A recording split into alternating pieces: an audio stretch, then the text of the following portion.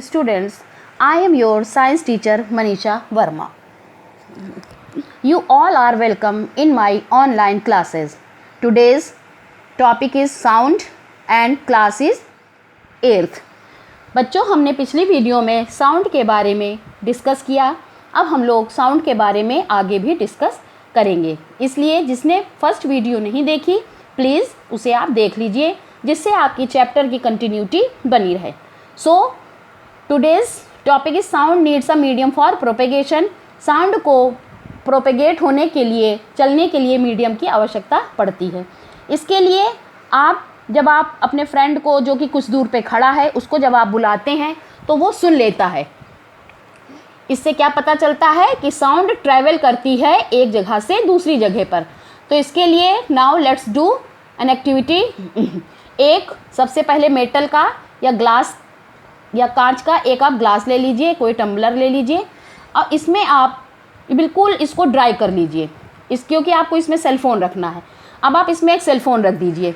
जब आप cell phone रख देंगे तो अपने आप फ्रेंड से कहिए कि वो थोड़ी दूर पे जाके उसमें रिंग करे. आप रिंग सुनिए, आपको रिंग बिल्कुल साफ साफ आवाज़ सुनाई देगी, सेल फ़ोन की आवाज़ आपको सुनाई देगी. अब आप क्या करिए कि ग्लास टम्बलर को पूरा हाथों से इस प्रकार से कवर कर लीजिए, बिल्कुल चारों तरफ से. उसके बाद कवर करने के बाद जैसे ही आप कवर कर लेंगे, अपनी फ्रेंड को आप इशारा करेंगे कि फिर से वो एक कॉल करे. तो आज जैसे ही कॉल आनी शुरू हो जाएगी, आप उसमें से एयर को सक करना यानी अपने अंदर लेना शुरू कर देंगे. तो आप देखेंगे कि जैसे जैसे आप एयर को अंदर सक करते जा रहे हैं वैसे वैसे रिंग टोन जो है उसकी आवाज़ धीमी पड़ती जा रही है. तो इस प्रकार से आप देखेंगे कि अब जब आप हाथों को अलग कर देंगे तो फिर से आपको आवाज़ पूरी तरह से सुनाई देने लगेगी. तो ये कैसे, how is it possible that the decreasing amount of air, जैसे जैसे टम्बलर में से एयर को आप सक करते जाएंगे वैसे वैसे सेल फोन की रिंग की आवाज़ भी कम होती जाएगी. तो ये ऐसा इसलिए होता है कि sound needs a medium to travel. Sound को ट्रैवल करने के लिए मीडियम की ज़रूरत पड़ती है. Air act as a medium. Air एक मीडियम की तरह काम करता है. अब चूंकि आपने पूरे एयर को सक कर लिया है, अपने अंदर ले लिया है, तो एयर ख़त्म हो गई है, वहाँ पर वैक्यूम हो गया है. Vacuum means no air. इसलिए the sound can not travel through a vacuum. I hope आपको समझ में आ गया होगा. अब हम ये जानने की कोशिश करेंगे, does sound travel in liquids. क्या लिक्विड में भी ट्रैवल करती है? चलिए let's do a activity to know does sound travel in liquids. सबसे पहले एक आप टेक अ बकेट और अ बाथ टब. एक बकेट या बाथ टब ले लीजिए इस तरीके से. इसको क्लीन पानी इसमें आप भर दीजिए और एक छोटी सी बेल ले लीजिए अपने हाथों में एज शोइन, जैसे कि आप फिगर में देख रहे हैं. आप बेल को अंदर हाथ डाल के आप जो है उसको ऐसे हिलाइए.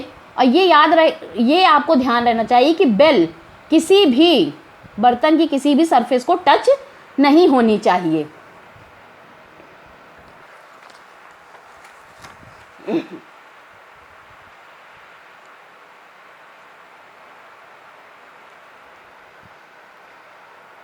तो अब आप क्या करेंगे, अपने कानों को बिल्कुल सरफेस के पास ला करके उस टब की, तो आप देखेंगे कि आपको आवाज़ सुनाई देती है.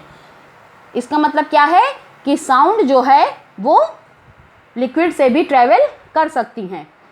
यही कारण है कि व्हेल्स और डॉल्फिन जो होती हैं वो पानी के अंदर भी अपनी लैंग्वेज में कम्युनिकेट करती हैं. तो इस प्रकार से बच्चों हम लोगों ने ये जान लिया कि साउंड सॉलिड और लिक्विड से ट्रैवल करती है.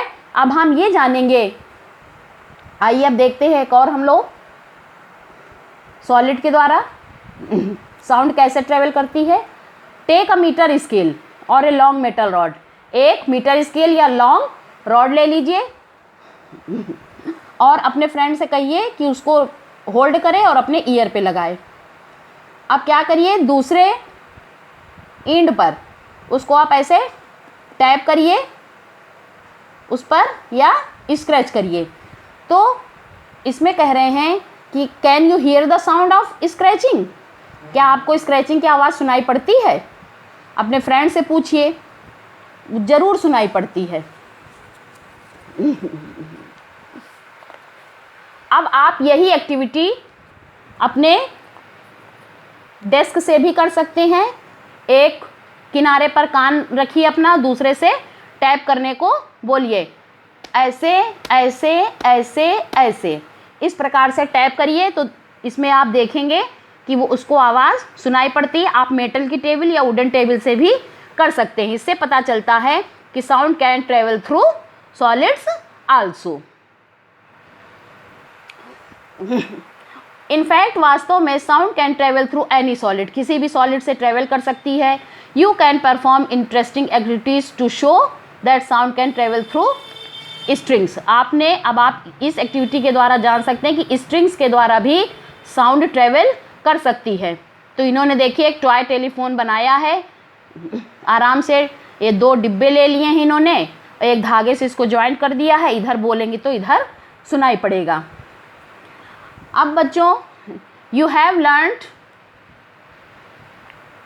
सो फार that vibrating object produce sound. आपने जाना होगा कि अगर कोई ऑब्जेक्ट वाइब्रेट करता है तो साउंड प्रोड्यूस होती है। इस तरीके से and it carried in all directions in a medium, किसी एक मीडियम में चारों तरफ ये फैलती है, किसी एक दिशा में नहीं बल्कि चारों दिशाओं में फैलती है।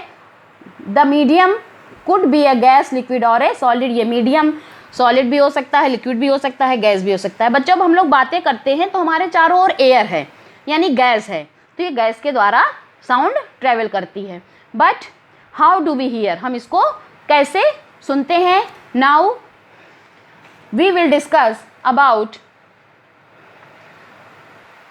How do we hear the sound through our ear. बच्चों, the shape of the outer part of the ear is like a funnel.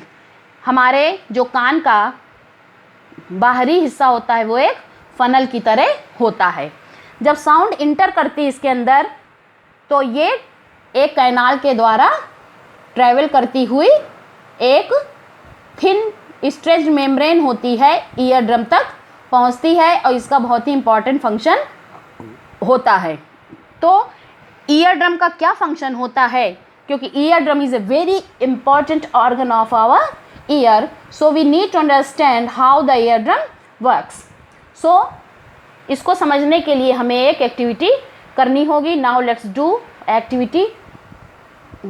Take a plastic और tin can, cut it ends. एक टिन कैन या plastic का can लीजिए, इसके ends को काट दीजिए। और एक रबर का बैलून लीजिए और इसके वन इंड पर आप ऐसे ऐसे लगा दीजिए। अब क्या करिए, इसके ऊपर 5 या 6 grains, you can say rice और wheat, you can put on the upper surface of the balloon which act as a stretched skin। अब अपने फ्रेंड से आप नीचे से कहिए, कुछ तेज आवाज़ निकाले, हुर्रे हुर्रे, नीचे की तरफ से, यहाँ पे ये देखिए रखा हुआ है ग्रेन्स, इसके नीचे से यहाँ से वो हुर्रे जब बुलाएंगे तो आप देखेंगे कि जो ग्रेन है ये अप एंड डाउन जंप करने लगेंगे। ये ग्रेन्स जो होते हैं वो अप एंड डाउन जंप करने लगेंगे। इसका मतलब ये है कि एयर इससे टकराती है। और यहाँ पर हम लोग ईयर ड्रम का जो वर्क है उसको समझने की कोशिश कर रहे हैं, इसलिए हमने एक्टिविटी की है कि how does the ear drum work. So this is the structure of year and this is the ear drum, this is the outer ear which is a funnel like structure, and this is the canal through which the sound enters and strike to the ear drum। Here जब sound ear drum से strike होती है तो ये आगे पीछे ऐसे ऐसे वाइब्रेट करने लगता है ईयर ड्रम, और ये ईयर ड्रम वाइब्रेशन को इनर ईयर में भेजता है। This whole part is the inner ear, inner ear में ये भेजता है। यहाँ से सिग्नल प्राप्त करके जो है नर्व्स ब्रेन तक ले जाती हैं, और ब्रेन उस हम लोगों को बताता है कि किस तरीके से कौन सी आवाज़ हमने सुनी। दिस है 3 parts, outer ear, middle ear, inner year. This is ear drum, this is auditory canal. Outer ear, this one, middle ear have 3 small bones, hammer, anvil and stirrup, and in the inner ear semicircular canal, cochlea, eustachian tube। तो इस तरीके से ये year का structure आई hope आपको समझ में आ गया होगा। मैं आपको अपने अगले वीडियो में किस तरीके से ईयर का स्ट्रक्चर को ड्रा करते हैं ये बताऊंगी। सो स्टूडेंट्स, बच्चों, हमें ये भी ध्यान रखना है कि हमें कभी भी कोई भी शार्प चीज़ या हार्ड थिंग हमें अपने कान में नहीं डालनी चाहिए। इससे ईयर ड्रम डैमेज हो सकता है, जिससे हमें सुनने में परेशानी भी हो सकती है। Now the next topic we will discuss in the next video.